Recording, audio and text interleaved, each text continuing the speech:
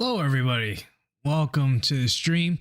Today we're going to be talking about the Chinese tech regulations, specifically the gaming regulations that have been released December 22nd, and what it means for Chinese equities. So let's start going over here and let's start looking at things. So, apologize for the meowing. That's my cat in the background. All right, so let's go to view slideshow and let's start. Okay, hopefully you guys can see my screen. There we go.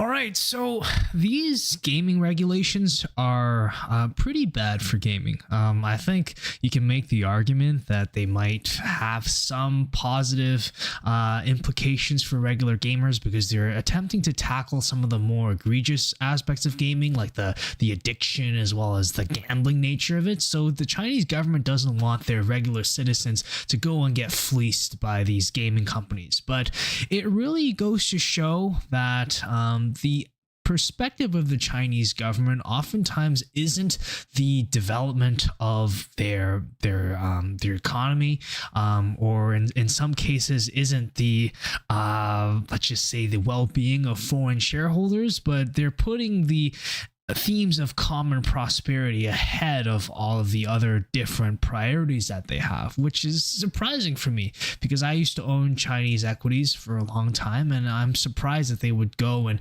even consider such drastic measures to a specific, really important aspect of their overall economy. Now, granted, just to be clear, a lot of these drafts are not actually put in place yet, so it's only a proposal for what they want the law to be. But let's just go over some of these points here, which is number one, online games can't have forced PvP. So I guess this is to tackle more addictive part of a game where you just log into the game immediately like you're in some person versus person combat. So it's designed to go and stop areas like that. There's also the online games can't have daily logins, first-time top-up bonuses, or continuous top-up bonuses. Online games cannot allow high-priced transactions like auctions. Online games must implement top-up limits and warn users if they spend too much. Okay, I think this could be pretty bad for gaming. The thing that really draws the attention the most is these online top-up bonuses, because with how gaming works, you have like most of the population actually are not spending that much money, or they're doing free to play, and then you have the other side, like rich 5 or 10% of all gamers, or maybe they're not rich, they're just super obsessed, and they spend like a ton of money on these games, and they make up the vast majority of the revenue and the profits that are gained from these gaming companies. So if you straight up put a top-up limit, and I don't know what this top-up limit is, and depending on how severe the top-up limit is, it could impact the gaming companies accordingly. But if they put like $1,000 as the top-up limit each month, and you have players that are easily spending $5,000, $6,000, $7,000 per month on gaming, it could be it could really affect these gaming companies a lot. And the way that a lot of Chinese games are monetized is because a lot of these Chinese games came up at a point where the Chinese people didn't have a lot of money, so a lot of these companies adopt freemium models, which is you can play for free, but if you want this rare skin or this weapon that's going to help you do better in the game, then you're going to have to pay up. So if you're eliminating things like top-up limits and restricting high-priced transactions so that players can't spend a lot of money buying, let's just say, their favorite weapon or their favorite character, like it's going to impact the revenue significantly. And if you look at things like first-up top-up bonuses, continuous top-up bonuses, which are mechanisms to encourage people to spend on games, I mean, maybe you're tackling the gambling aspect of the game, but it's also like you will be hurting a lot of gaming companies if you go through with this proposal. Online games need to basically display health warnings on game start and on the game's website. Okay, I don't think this is too bad. It might discourage some people for sure. Like if a parent were to be buying some games for their kids, then it might be bad because the parent might look at the warning and be like, I can't get this for my child. But for the people who actually spend a lot on games and who are comfortable spending tons of money, then I don't think there's too much to worry there, because they're just going to do it anyway. Online games requires users to provide real-world identifying information. The information is to verify that this information is valid. The game must verify that the information is valid. Well, I think this is a continuation of their policy to protect minors, because minors are restricted now because they cannot play video games on the weekdays, and on the weekends they can only play 1 hour, which is really draconian. Like, can you imagine the US or Canada imposing a similar policy? There would be a riot. But the Chinese government has a lot of control over their citizens, and they've been struggling to really restrict minors, because minors, if a kid really wants to play, there's all kinds of ways they could do it. They could plead with their parents to use their identification. They could go use a VPN. They could go borrow their friends' login information. There's all kinds of ways to skate it, and the Chinese government is really putting a lot of effort into making sure that it's a lot harder to skate these regulations in the future. Another thing is a crackdown on real world currency.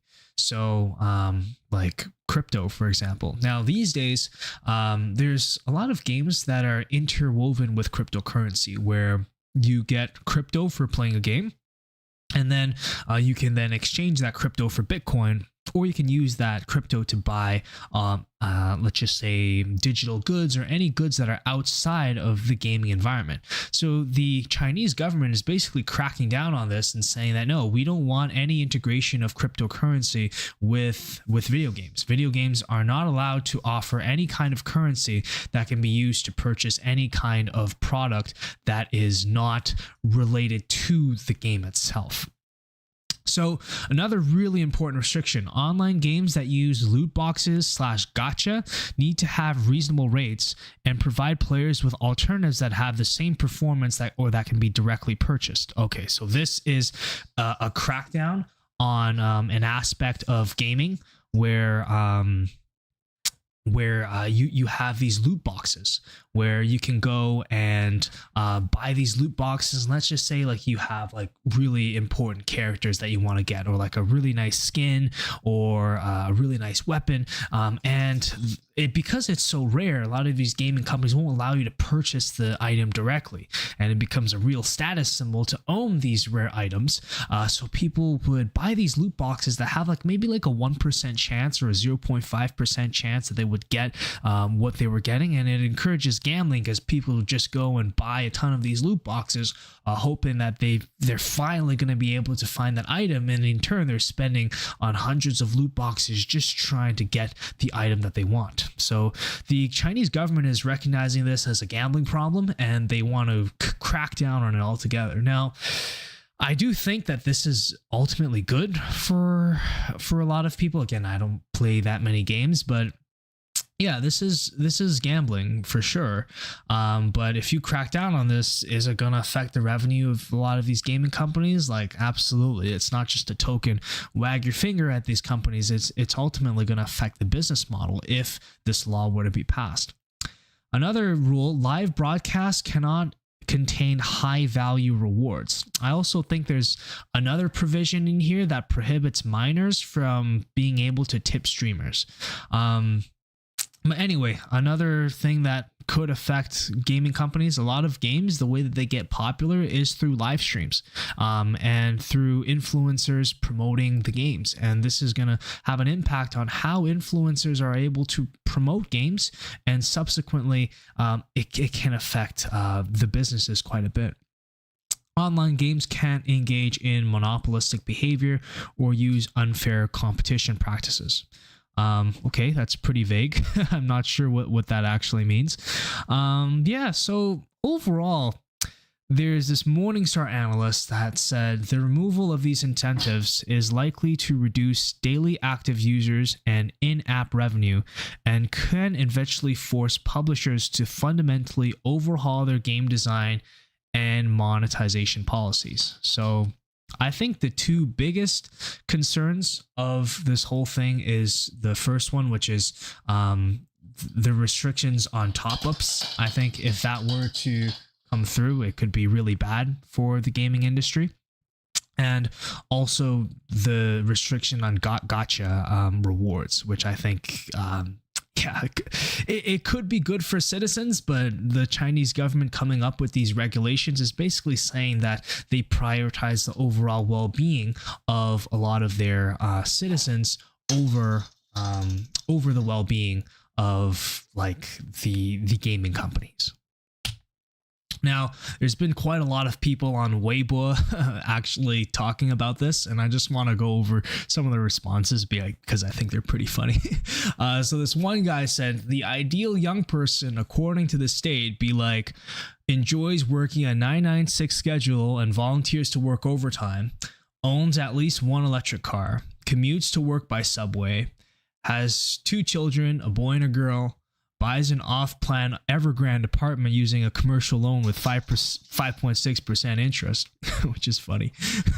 That's a reference to Evergrande, the company that is going through bankruptcy proceedings in the United States. So they want them to prop up the real estate industry. Another one is pays her loans on time, invests heavily in the Chinese market, works until the age of 65, and then drops dead the day of retirement. And most importantly, does not play video games.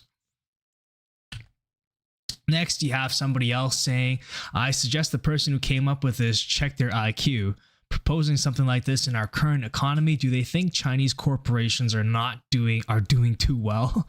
That's basically a reference to the Chinese crackdowns that have happened since 2021 that has really caused a lot of these companies to have their valuations be cut. And it came at a point where just when we thought these crackdowns were over and they were going to cut interest rates and cause a lot of these companies to be able to borrow easier and start doing well, just when that was happening, the Chinese government announces the draft of these regulations. So it's like, has the Chinese economy suffered enough? Do we have to put more restrictions on companies? But then you have some people who are saying restricting minors from spending is one thing, but now even adult spending is being restricted. Classic, using a one-size-fits-all solution to a complex problem. Perhaps you think if I don't spend money on games, I'll use it to buy a house, a car, or raise children. You think if I don't play games, I'll have time for dating, marriage, or having children? That's a pretty funny question. But it just goes to show that the online gaming problem that China is going to try to restrict is more complex than just people liking to play games. A lot of it comes down to children or adults being stressed at work because they're working so much, or being stressed out with their studies, and gaming is the only thing that's causing a release to their stress and their anxiety. And then the government is using a one-size-fits-all approach to just ban video games without actually addressing the fundamental issues. And the question of, perhaps you think if I don't spend money on games, I'll use it to buy a house, a car, raise children. I mean, absolutely, they think that's what they want you to do. Okay. Just give me 1 second. I'm gonna pause for a second because my cats are misbehaving. Give me 1 second.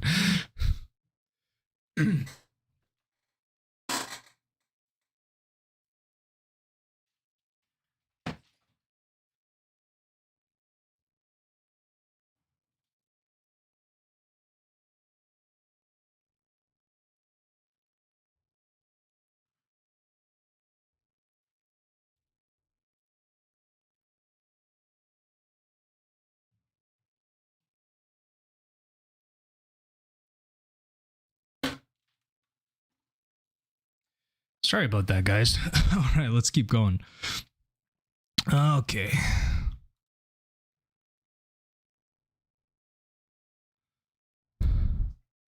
Oh, sorry about that, guys. My cats were coming and trying to knock over everything, and like they've been destroying my Christmas tree so far. But anyway, where were we?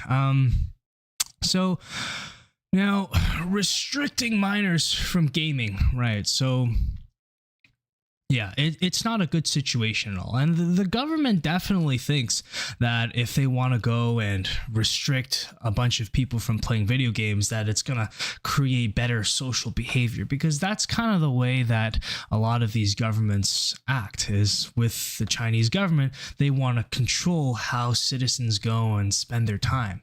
I think this is just one example of the government kind of overreaching a little bit, and trying to control the everyday behavior of the citizens. Another funny comment, which is such a humorous regulation. Why not limit everybody to just 3 cigarettes and 2 drinks per day? Somebody else said,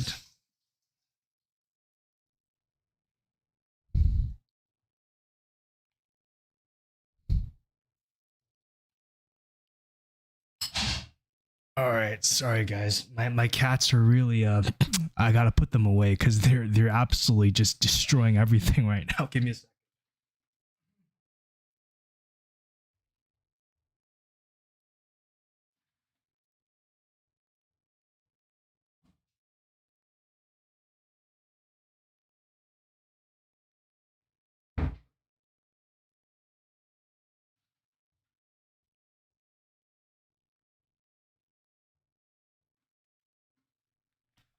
All right, Jesus Christ. Finally over. Sorry about that, guys.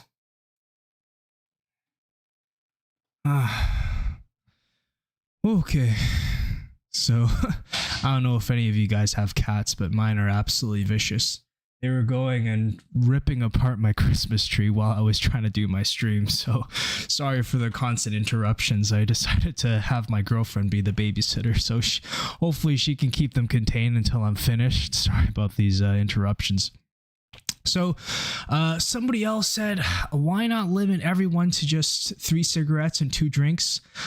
Somebody else said, some people have been gaslit by video game companies to a point where they become stupid.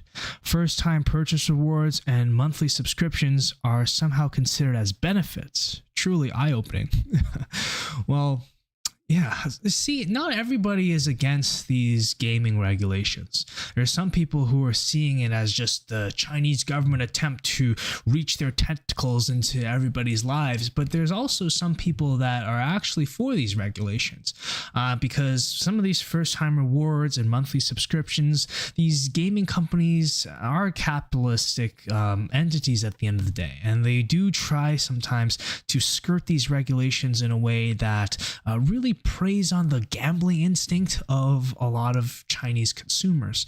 And the government is seeing this as something bad, and they want to put a hammer on it. Now, of course, when the Chinese government, whenever they do anything, they kind of put a little bit too much into what they're trying to do and overreaching, but it does come with good intentions. There's somebody else who probably is a parent of somebody who plays video games. I support this. I hope games become more enjoyable without in-game purchases being a thing. Hope indie games can rise up and bring an end to these gambling games made by capitalists. Very interesting. Yeah, that could well be something that helps gaming in the long run, because if you have these big games that are dominated by huge companies like Tencent and NetEase, and a lot of them are able to thrive because they have these predatory ways that they're able to generate money through gacha loot boxes, through different addictive elements of their games that cause people to want to play more, want to spend more. Yeah, these gaming companies straight up have like psychologists there that they consult on how they can make their games as addictive as possible. So if these predatory aspects of games are able to go away, then it could cause a lot of these indie companies to then develop new models for gaming monetization in a way that is a little bit more focused on creating actually good games with good storylines, rather than just hyper fixating on these super addictive elements that currently prey on certain consumers. So I guess it's not all bad, but from an investing standpoint, if you're somebody who invests in Chinese equities, it really just creates a lot more pain and stress, because overall the whole reason why Chinese equities right now are so down pressed is because of the fear of the Chinese government doing policies that are not favorable to these companies, or to crack down on them, or to regulate them, which is exacerbated by the fact that the Chinese economy isn't doing very well either. So from an investing standpoint, it's bad. From a social standpoint, I mean, there's an argument to be made that some of these restrictions are necessary. Now, these crackdowns kind of follow a long pattern of crackdowns from gaming. Like, China has been cracking down on these gaming regulations for a really long time. And they have all kinds of words that they associate with video games. You might recognize these if you have Asian parents. I have digital heroin, social brain damage, contamination of spiritual civilization. Okay, wow, that's really going over the top. And you have spiritual opium. Now, the word spiritual opium is pretty significant because of the fact that China went through a few opium wars, and it's a source of humiliation for a lot of Chinese people, because at that time, because of colonialism, the British ended up importing a ton of opium into China, causing a lot of people to become addicted. So they're using that comparison to video games. It really is a big deal in Chinese culture. It's basically saying that it's kind of like calling video games the devil, basically, like, or something like that. It probably worse, actually. We have this final comment on Weibo, which is, when translated, it says, game cancels the daily login reward and replaces it with a reward when you've been online for 5 minutes. So that's just a reference to the fact that the Chinese government has been going and cracking down on these video games for such a long time now. And the gaming companies have been able to evade these crackdowns. And honestly, I think prior to maybe 2017, 2018, a lot of these crackdowns were kind of more just half-hearted crackdowns, where the government realized that there were ways to skate the rules, but they didn't press too hard on it, because China at the time was still a growing economy. They wanted their industries to do well.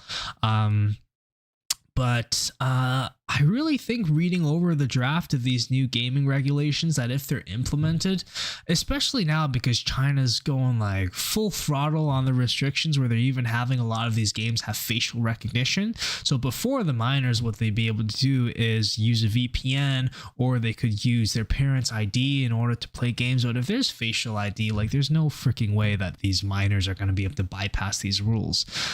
So with the new draft, it's becoming a lot harder to skate these regulations, and it seems like the government is trying to tighten their hold on the gaming industry, because just in 2021 they called together 200 of the largest gaming companies in China and gave these recommendations for what they need to do to restrict minors from gaming. So it's starting to become a point where it was just lax regulations that could easily be skated, to now the government really trying to tighten their hold on these companies, making it harder for them to skate these regulations. So I don't know how much longer companies could do that, where they, instead of a daily reward, they change it to you being online 5 minutes. I don't know how long they can keep adapting, especially with the ban on top-ups. Like, if you just straight up ban and set a top-up limit, I don't see a way to skate around that, to be honest with you.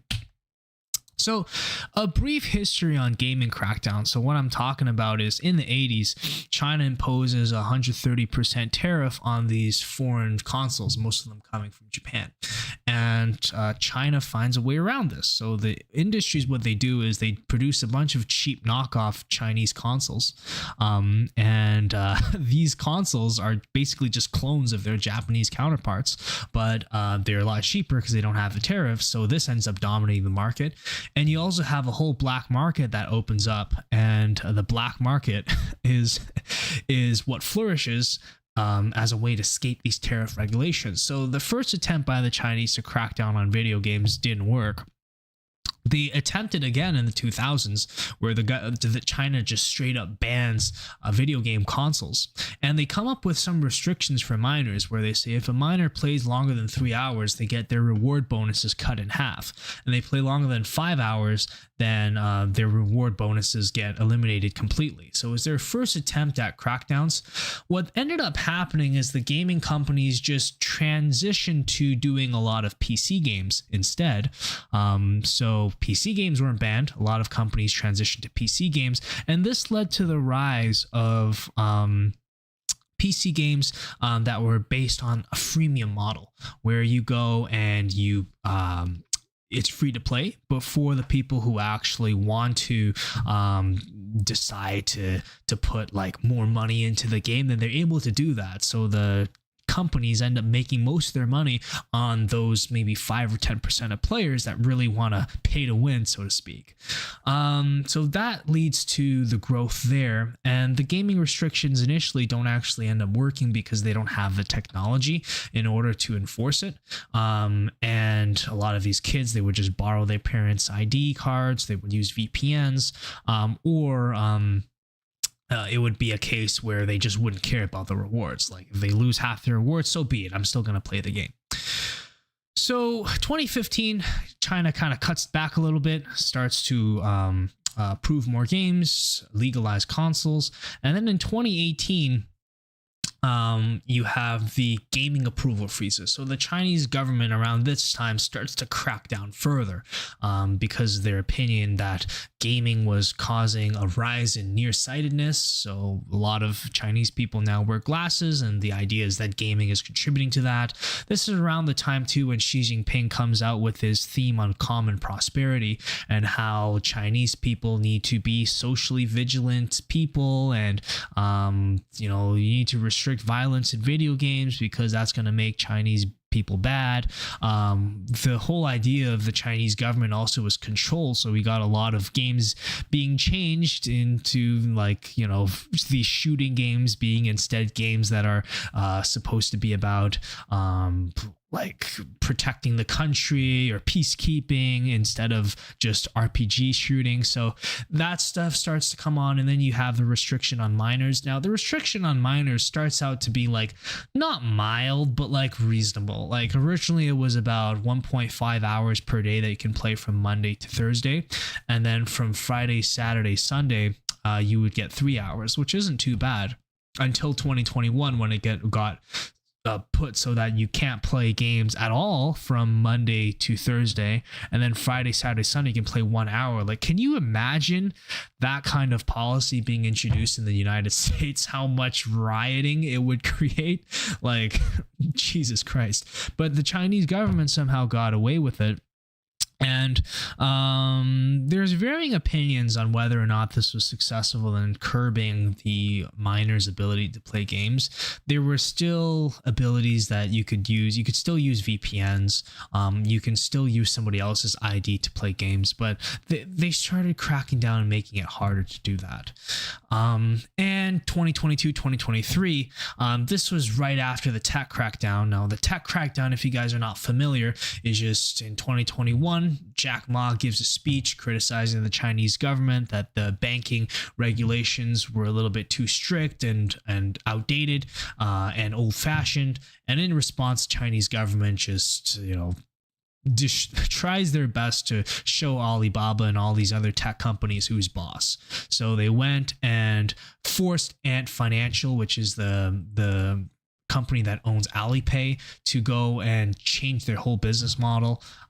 They fined a ton of Chinese tech companies. So after that happened, which caused a lot of these tech stocks to crash 50, 60, 70%, they then start easing off a little bit, and games start to get approved again. Tencent stock was getting depressed heavily because from 2021 to 2022, the Chinese government stopped approving new games. And now Tencent's finally able to have some more games, so their revenue starts to go back up. And then the Chinese government goes and does some more favorable policies for the economy, such as cutting interest rates. And just when you thought things were about to get better, the Chinese government releases a draft of these new gaming rules, which creates fears that, oh my god, the crackdown's going to come back again. And that's these new wave of proposed gaming regulations. So it's been quite an up and down, mostly down journey if you own Chinese stocks. And there's more ridiculous things. I just decided to put these pictures because they're absolutely hilarious. But in an attempt to stop kids from playing games, the parents of some of these kids would go so extreme as to send these kids to anti-video game boot camps, where like, I don't know what the hell these guys are doing here, playing some like Snake game, I think. I mean, if you look at their faces, they're clearly enjoying it. She's definitely not enjoying it. If you look at the girl on the right, she looks like, I don't know, they're maybe criticizing them. You must not play like this video game, or video games are bad for you. How can you expect to be great Chinese citizens if you play video games? No more like playing The Sims, no more Honor of Kings. I don't know what the hell, but like these girls are just terrified of whatever. It's all just people that were sent to these like internment camps, I would say, or boot camps as a way to curb your video game addiction. You have this kid having like wires put into his brain just to scan his brain for signs of addiction, I guess. They even have military generals who were originally in charge of opium and heroin rehab going to run these camps to teach these kids how not to play video games. It's just hilarious, man. China's an interesting place. Now, the debate about the quality of these gaming restrictions, right? I mean, like, are some of the restrictions justified? I would say that the restriction on gachas is probably sort of justified because you do stop people from gambling on games and stuff. At the same time, is it going to hurt the Chinese businesses? Like, absolutely. And a lot of these gaming restrictions came about because maybe the Chinese government thinks that their previous crackdown efforts were not working, so that they're going to increase the amount of crackdowns. Because the Chinese game industry community originally reported that there was a 70% reduction in the number of in the amount that minors were playing video games. 70% reduction in the number of minors that were playing. Sorry, I'm messing this up. 70% of minors played less than 3 hours of games a week.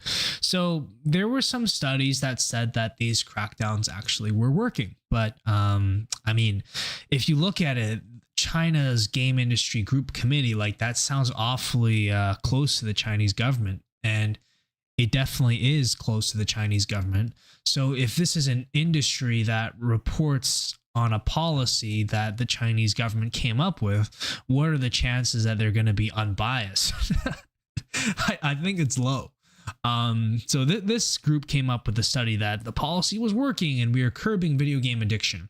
And then you have Tencent reporting that the time spent by children on games was down 92%. But if you look at this study, like, I think it's bullshit, to be honest with you, because the video game industry group committee, like, do they have an incentive to report that the policy isn't working? I mean, how many people are going to get whacked if it turns out that this policy isn't working, right? Jesus. And then you have parents. Like, are parents gonna tell officials that, like, yeah, I'm helping my kid break the law by using my ID so they can play video games? Like, come on, like, how many parents are gonna do that, right? And then you have kids. Like, which kid is gonna come red-handed and be like, oh yeah, I did steal my parents' ID to play video games? Like, no. I don't think that's gonna happen.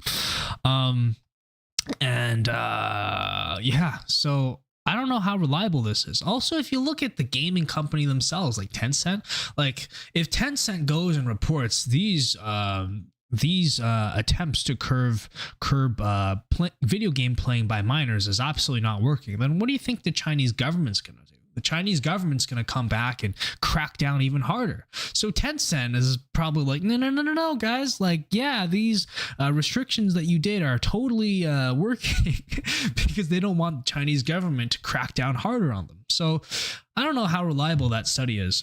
But there is a study that was published in August 10th, 2023 that actually said that there's no evidence that these mandates are actually helping. Probably because Chinese kids are very tech savvy and they know ways to skate the rules. But looking at the overall timeline, it seems like China is at a point where they're just sick of people bypassing the rules, and they're really bringing the hammer down right now. And if these regulations start passing, it will be nothing like anything that we've seen before, where Tencent restricting time that minors played. Well, yeah, like minors don't actually spend that much money on games, so it's a negligible hit to their revenue. But if you go and start restricting like gacha rewards and then like daily login bonuses and then continuous purchase bonuses and then like you set a limit on the amount that you can top up, like, yeah, that is nothing like we've seen before, and it's going to really hurt the gaming companies a lot. You look at companies like NetEase. Now, NetEase, one of the biggest companies in China for video games, this is in RMB, which is the Chinese currency. And you see here, their games and related value-added services, which is 90% in China, makes up about 46 billion or so RMB in their total profits out of their total profits of like 52 billion or so, 53 billion. So it looks like 70-80% of their revenue actually comes from video games, and 90% of it's in China. So these restrictions, if they pass, is going to make it so that NetEase basically has to change their entire monetization strategy, because a lot of what the regulation hits are monetization strategies that are very common in the gaming industry. So could they foreseeably see a 50% drop in their gross profits? I think that actually is more likely than not. And maybe there are ways that you can bypass the restrictions, but then the Chinese government is calling all these companies together in a meeting, literally saying, we want you to implement these policies. Granted, that was done for the minor restrictions, but if they do it for this, I mean, you see Tencent is just already just bending over backwards and just taking whatever the government is throwing at them. So I don't see NetEase as doing anything different. It could be bad. I mean, maybe you come up with some actually different monetization strategies that actually would be better for the average Chinese consumer. Maybe it results in higher quality games, maybe a rise in more indie games. But yeah, is it going to hurt their profits? Probably quite a bit, actually. Depends on how much they set the top-up limit for. If they set it really conservatively, like $1,000 or so every month, or maybe a little bit more, I mean, that's really gonna take a hit on their profits. Because again, it's like 5 or 10% of the people spending an exorbitant amount of money on games that is making up most of these gaming companies' revenue. We look at Tencent. Tencent, thankfully, is not in as big of a slump as NetEase is when it comes to these restrictions, if they end up passing, because it's still a draft right now.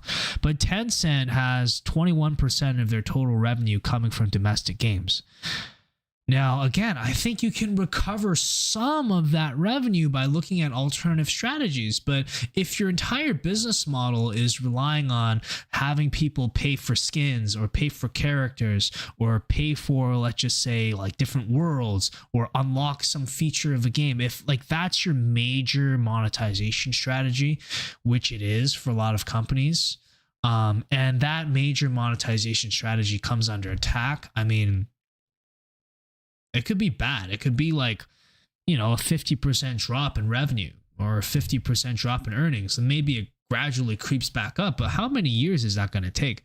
I just want to draw this comparison to Alibaba. Now, Alibaba was originally, for a while, 2021, 2022, they took a huge hit in their profits because the government decided that Ant Financial needed to change their whole business model, which was a big part of Alibaba's business, and they got fined like, you know, 2.5 billion.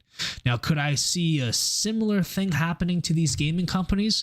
I mean, maybe they don't get fined, but it's asking these gaming companies to change their entire business model when it comes to domestic games. And that's going to hurt their profits a lot. You looked at Ant Financial when they had to change their business model, their profits went down like 60-70%. Could it happen to the gaming industry? I think it's possible. It's definitely possible. Now, I used to be an investor in Chinese equities. I held Tencent, Alibaba, and I also held Prosus or Naspers. Now, I got out, thankfully, well before these restrictions got released, but I mean, these restrictions are really not making me want to come back to the Chinese equity space anytime soon.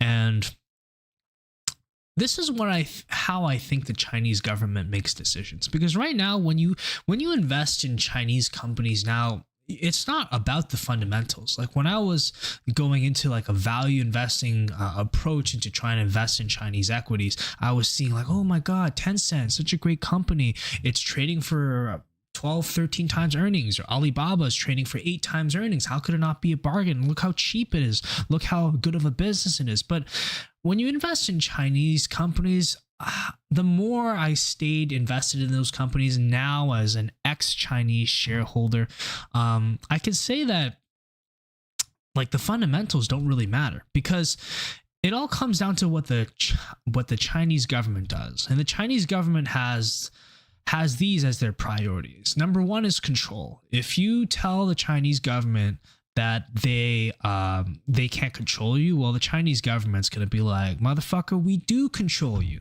right? And then they're gonna like enact all these policies and crackdowns just to show who's boss. And we saw that in 2021 when all these Chinese companies tried to, well, they didn't do anything. Like Tencent didn't do anything, but like one little peep from Jack Ma and like boom, like insane amount of crackdowns, because it's like, we want to show you internet companies that you guys may be successful, you guys may be profitable, but like the Chinese government, like we're the big daddy kings here, you know, we own all you guys. So that's their biggest focus. And then we have 2 other priorities here, which is common prosperity, which is a meme at this point, but it's basically what is the Chinese government deems as good for the Chinese people. And what they define as good can be summarized pretty nicely in that Weibo post, which is, we want people to work 996. We want them to own an electric car, have 2 kids, a boy and a girl. So I don't know, like I don't know. It's kind of like, that's what it is. Common prosperity is, it's kind of the Chinese government coming in as a way to control what they see as good for the average citizen. And in the case of the video games, control is, we don't think video games are good because it causes nearsightedness. It causes people to not want to work. It causes antisocial behavior among men and women so that they don't, you know, copulate and have a family and have a nice, you know, family life. They're not productive. They're spiritual opium. So we don't see this as good. And I don't know how much research the Chinese government did, because I'm pretty sure there's some research studies that say that video game addiction isn't actually a thing. But whatever the Chinese government decides is good for the Chinese people is good for the Chinese people, and they will enact those policies at the expense of a lot of other things. That was exactly what happened with the tech crackdowns, and it's what's going to happen if these regulations get passed. It's the fact that we think we know what is best for the Chinese people. We will prioritize the needs of what we think the Chinese people need, and if you guys don't like it, if it's going to hurt some foreign investors, like we don't care, because we focus on common prosperity. Now, geopolitical assertion. Now, this is something that is brought up every now and then, but China wants to assert themselves in the global stage, and it comes down to countering American containment, because America and China are rivals. You can see with the sanctions that they're putting on each other, as well as the different like tariffs, as well as, you know, China not allowing like Huawei into their company, and then America not allowing semiconductor technology into China. So it's all kinds of these like the back and forth of trying to prove who's like the center of the global stage. And you have the unification issue with Taiwan, which is China wants to bring Taiwan back. You know, Taiwan, depending on who you ask, most of them don't want to be part of China. So it's this like huge like political thing that really is affecting the valuation of Chinese equities, which I'm going to explain a little bit later. But from looking at this, it seems like if China had a choice between protecting their foreign investors and pursuing geopolitical assertion, I don't know which one they're going to prioritize, but I'm going to think that they're going to prioritize their ability to assert themselves geopolitically. And also, if you look at common prosperity, I kind of break it down into economic development and social development. Social development being, do our Chinese citizens have the values that we as the government think that they should have? Which is, go back to that post, work 12 hours, pass away when you're 65 so we don't have to pay you any pensions, all kinds of that stuff. Don't play video games. That's important. And then we have the economic development side, which is like foreign investors are kind of important for economic development, but I think they were a lot more important back in the day, because back in the day, China didn't really have a lot of money. They were still a developing company, and they needed foreign investors to come in and essentially show the Chinese all the technology that they need to have so that they can become a developed country. Now, foreign investment still is important in China because, China does require that, and they don't want to pursue a full isolationist policy, even though it seems like that's kind of the direction that they're starting to head into.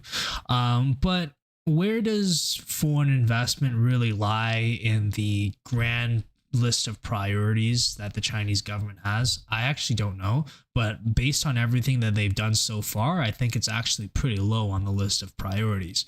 Can the Chinese economy do well without foreign investors? I think it's certainly possible. You look at just the list of things that have happened, right? So let's evaluate some of the recent events through this lens that we just looked at. So 2021, you have Didi getting delisted. So what happened here? So Didi is basically, think of it as the Uber of China. They wanted to go and IPO. And China originally was like, we don't recommend you guys IPO because we need to look into your monopolistic business practices. Didi just threw a middle finger up and said, go F yourselves, and decided to IPO anyway. So what happened? Well, the Chinese government, let's look at their list of priorities. Like, they want to assert control. And Didi basically said, we don't care about you guys saying we can't IPO. So time to assert control now.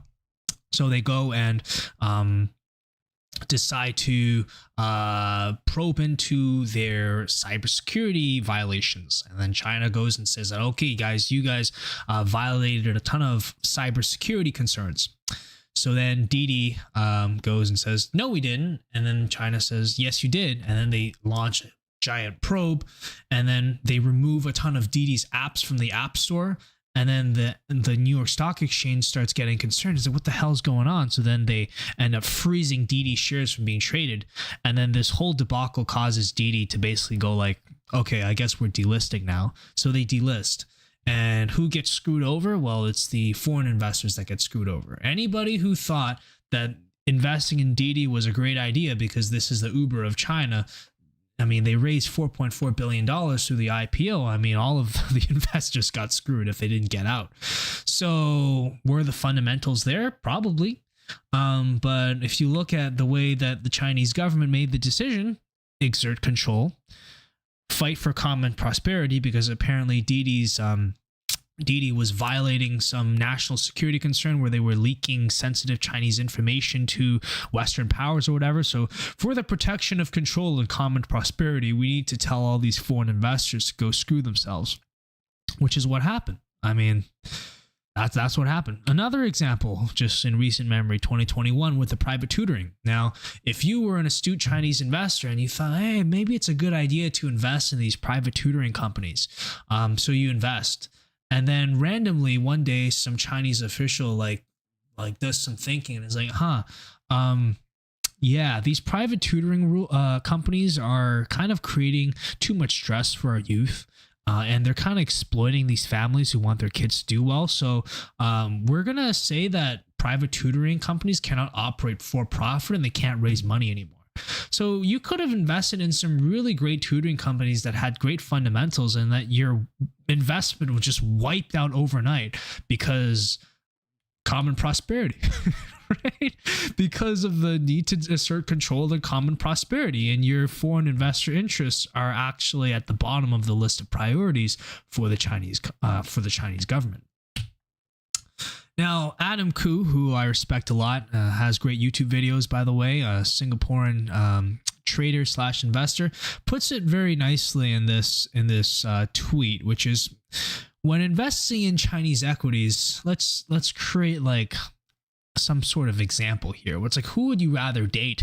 An attractive American girl costs $500, sleepy father who has no control over her. So this is a metaphor for China, for American equities, because American equities are a little bit more expensive, but because of the political system in the United States, which usually is favorable towards businesses, and the fact that you actually own the companies, which is something I'll get into a little bit later, then would you rather have that where it's more expensive, but you're sure that, you know, you actually own your investment and that the government isn't going to go and screw you over? So, or would you rather have a very, very attractive Chinese girl, costs only $100 per date, but you have a crazy psychotic father who can appear anytime to chop off your dick? Now, so the example here is with Chinese equities, Alibaba, Tencent, they're trading at like half or 30% or 40% of how much their US counterparts are trading. Very cheap, very attractive. But you have this crazy psychotic father, aka the Chinese government, that can at any time, just in their bid for asserting dominance, common prosperity, whatever the hell idea they come up with, you know, in the moment, which actually might be good for the Chinese people. But if your investor interests conflict with what they think is good for the Chinese people, I mean, yeah, your dick's getting chopped off. So yeah, who would you rather date? That's a great question. I mean, how much do you care about your private parts, right? And yeah, if you're a girl reading this, just replace girl with boy and replace psychotic father with mother, and you got the same thing. So, and here's another thing that I want to talk about, which is why the Chinese government and their actions impact the value of the equity prices so much. We already saw that the Chinese government doesn't care about initiating policies that have a profound negative economic impact on certain businesses. Like with the gaming crackdowns, again, it's a draft, it might not get passed, but it shows that they're at least thinking about these measures. And if they do end up implementing these measures through a detailed review, let's just say, unquestionably, it just destroys the fundamentals of a lot of these gaming companies. So they can do that. They can destroy the fundamentals through policies. But what else is concerning here is when you invest in Chinese companies, the vast majority of them have something called a VIE structure.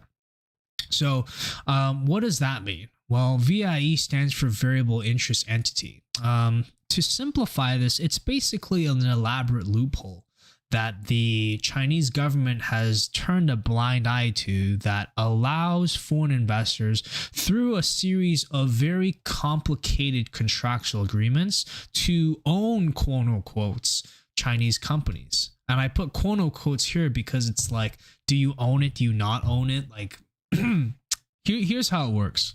You have your foreign investors. The foreign investors have ownership of a Cayman Islands company that doesn't actually own the Chinese company. What it actually owns, and by the way, this Cayman Islands company like doesn't own anything really, but it has ownership of, let's just say, a Hong Kong company, which also doesn't own anything.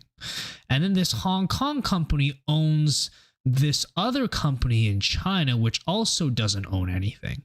But this other company in China has contractual agreements with entrepreneurs and the actual business that maybe sort of they have some level of ownership over the equity, or they have entitlement of the future cash flows, or some other vague language, right? And then the domestic company is the company that actually owns the license to operate. So if we look at, if we look at the priorities again for the Chinese businesses and the Chinese government, we can see that this fits perfectly with their agenda and their policy to exert control. So think about this. With this VIE structure, at any time, the Chinese government could basically say, excuse me, they can say that your agreements are invalid at any time. And they have the ability to do that. But will the Chinese government actually say that the agreement is invalid? I actually don't think so. I think that they won't do that because having the VIE structure gives you access to foreign capital that's coming into your company.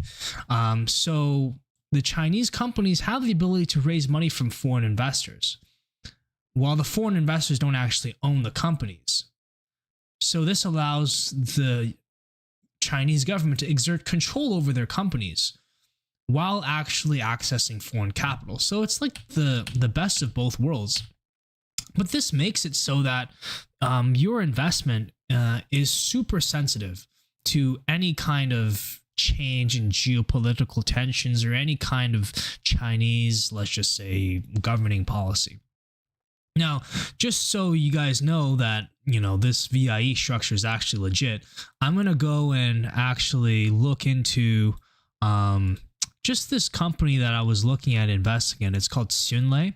I was looking into it because the company's actually trading well below net cash, but I ultimately decided not to invest. But if you just read some of this stuff, right? It says in plain English. Let me make this a little bigger for you guys. So Xunlei Limited is not a Chinese operating company, but a Cayman Islands holding company with no equity ownership in its variable interest entity. We conduct our operations in China through our PRC subsidiaries, the variable interest entity with which we have maintained contractual arrangements, and its subsidiaries in China.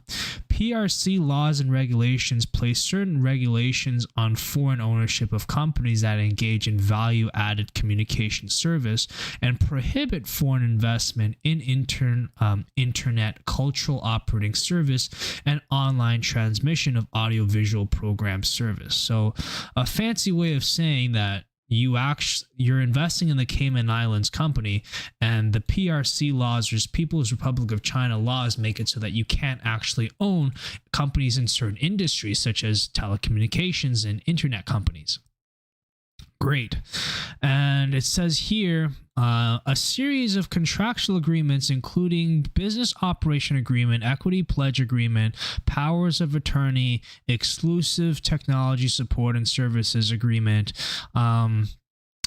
Basically what this says, see here, the contractual arrangements may not be as effective as ownership in providing us with control over the variable interest entity, and we may incur substantial costs to enforce the terms of the arrangements.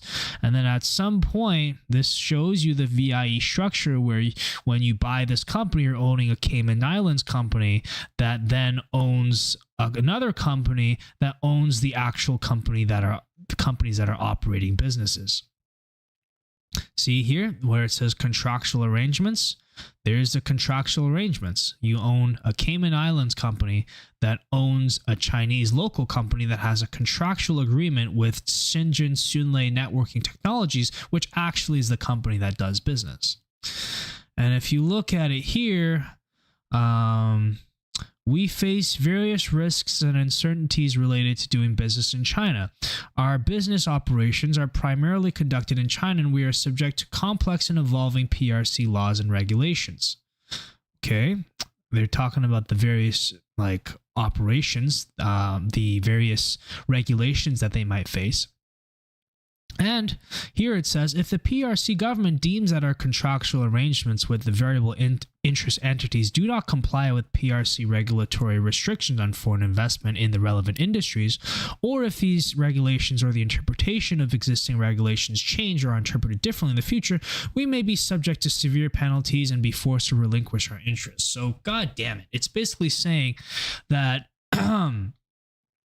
if the government at any time decides that this variable interest entity is illegal, then, it's kind of like what Adam Koo said with, your privates getting chopped off. That's basically what happens.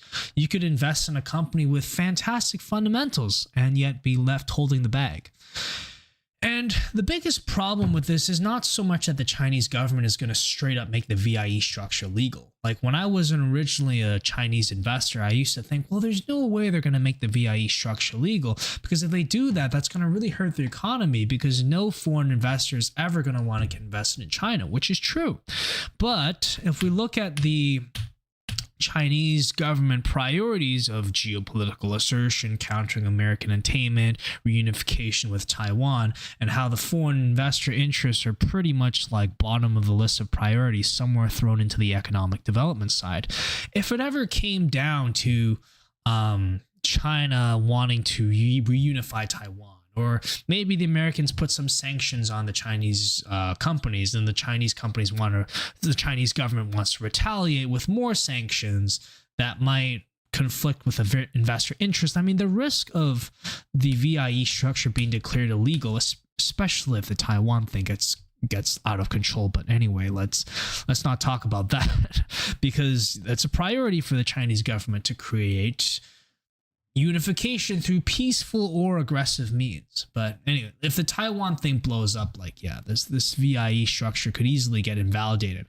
If the US decides to create sanctions on China that you cannot access your capital that you have in the US, well, China could be like, well, you know how we said you kind of own businesses in China? Well, you actually don't, because we're going to make the VIE structure. We're going to enforce the VIE structure and just say that it's legal, because the Chinese government hasn't said the VIE structure is illegal or not illegal. They're saying that it's gray area up for interpretation, right? So the problem also is that a lot of Chinese equities are owned by foreign companies. Now, foreign companies are like big hedge funds, and like billions and billions of dollars. I mean, retail like might move the needle on smaller companies, but with bigger companies like Alibaba, Tencent, Meituan, a lot of these companies are owned by foreign companies. So if it ever gets to a point where the risk of the VIE structure getting invalidated goes from like 1% to 3%. I mean, it might not look like a big deal to us retail investors, but to these big hedge fund and institutions, they have investors that they have to be accountable to. So if the risk ever rises to a point where it's not even 30%, it's just like 5% or 3%, it might cause them to liquidate a lot of their holdings and cause the value of the equities to drop significantly, which has been happening. So this makes me think that other than the fact that the Chinese government being able to just wreck the fundamentals of whatever companies you choose to invest in, because they can do that, your risk through the VIE structure is in a way where if geopolitical tensions ever get bad, not to say that it'll cause a VIE structure to be invalidated, but even if it just increases the chance by just a few percentage points, you could see the value of the investment going down, even if the fundamentals don't deteriorate. So, now, does the government protect you through shareholder interests through the VIE? Well, there's been cases where they have, and there's been cases where they don't. But there's this one case that I read about that was really concerning. When Alibaba decides to settle an Alipay dispute with Yahoo. So what happened is Yahoo was an early investor of Alibaba as well as SoftBank. Now, Alipay is one of the crown jewels of the Alibaba empire. Alipay, for those you don't know, is kind of like the PayPal of China, except it like is way bigger and processes way more transactions. And there's all kinds of other businesses from Alipay, from like micro lending to like selling insurance micro lending is probably the biggest business that Alipay has. So at some point in like the 2010s, 2011, the government decides to implement some rule that says that foreign investors cannot have ownership of any payment technologies. Now, Jack Ma takes this literally, forgetting the fact that a VIE means you don't actually own the company anyway, but Jack Ma uses this as an opportunity to take Alipay and funnel Alipay into, instead of being owned by Alibaba, to being owned by a company that he owns outright. Now, if this happened in the United States, like the amount of lawsuits and the amount of like SEC fines would be just unbelievable. Like, can you imagine one day Amazon being like, You know how we said you guys actually own AWS? Well, you guys don't own AWS because Jeff Bezos decided to transfer the ownership of AWS to Jeff Bezos Limited. So Amazon, which you thought contained AWS, no longer contains AWS. Well, no, they would not be able to get away with that. The SEC would fine the shit out of them and the shareholders would be protected. But in this specific case, if you're an investor in Alibaba, the government just turned a blind eye to this whole thing. They were just like, well, you guys deal with it. And Alibaba ended up settling to a point where now Alibaba owns about 33% of Alipay. So Yahoo managed to claw back 33% ownership of Alipay through Alibaba, but what happened to the rest of the 66%? It just vanished, right?